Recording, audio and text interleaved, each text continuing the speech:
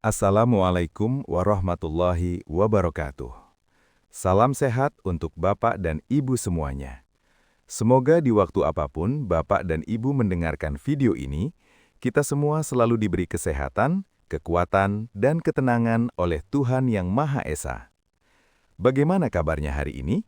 Semoga badan terasa lebih ringan dan hati tetap tenang.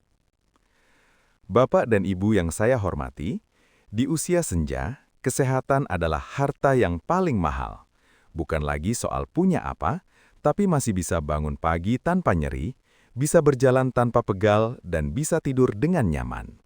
Namun kenyataannya, banyak lansia yang berkata, "Dok, saya sering pegal semua, padahal tidak habis kerja apa-apa." Pegal di leher, pundak, pinggang, sampai kaki.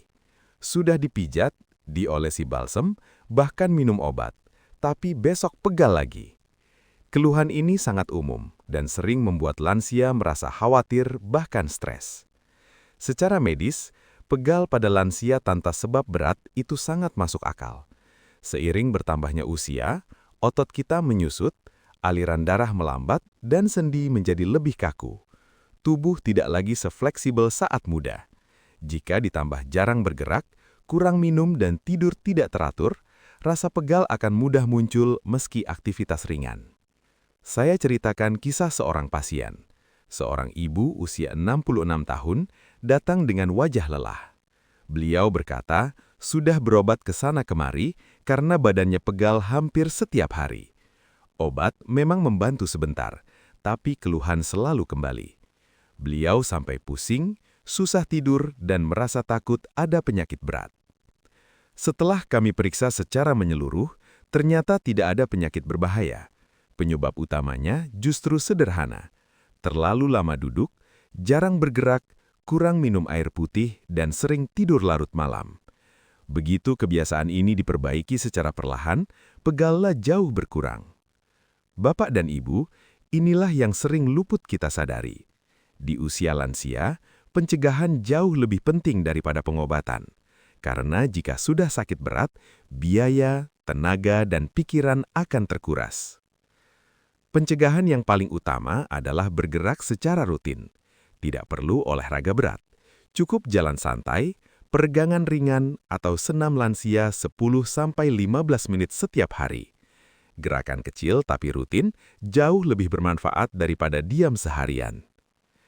Pantangan yang perlu diperhatikan lansia antara lain, terlalu lama duduk atau tiduran, minum air terlalu sedikit, sering begadang, dan terlalu sering mengandalkan obat nyeri tanpa memperbaiki pola hidup. Sekarang, apa saja solusi yang bisa dilakukan di rumah?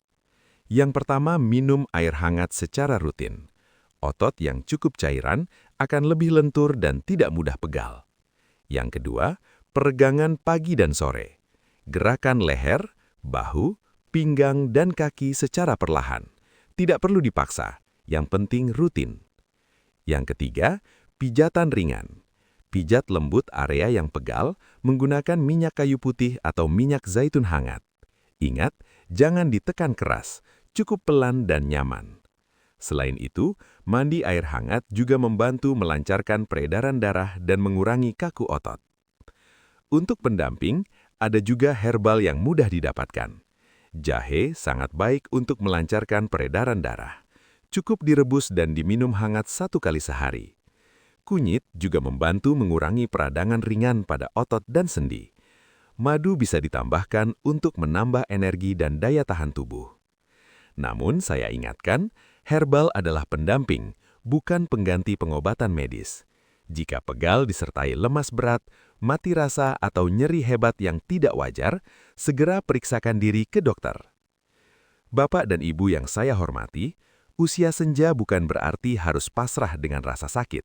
Dengan perhatian kecil setiap hari, tubuh bisa terasa jauh lebih nyaman. Tetaplah semangat, sabar, dan terus berusaha menjaga kesehatan. Tuhan selalu mencintai hamba-Nya yang bersabar. Tidak ada ujian yang diberikan kecuali sesuai dengan kemampuan kita. Semoga apa yang saya sampaikan hari ini bermanfaat dan bisa langsung dipraktikkan di rumah. Terima kasih sudah meluangkan waktu mendengarkan. Wassalamualaikum warahmatullahi wabarakatuh. Salam sehat dan semoga Tuhan senantiasa melindungi kita semua.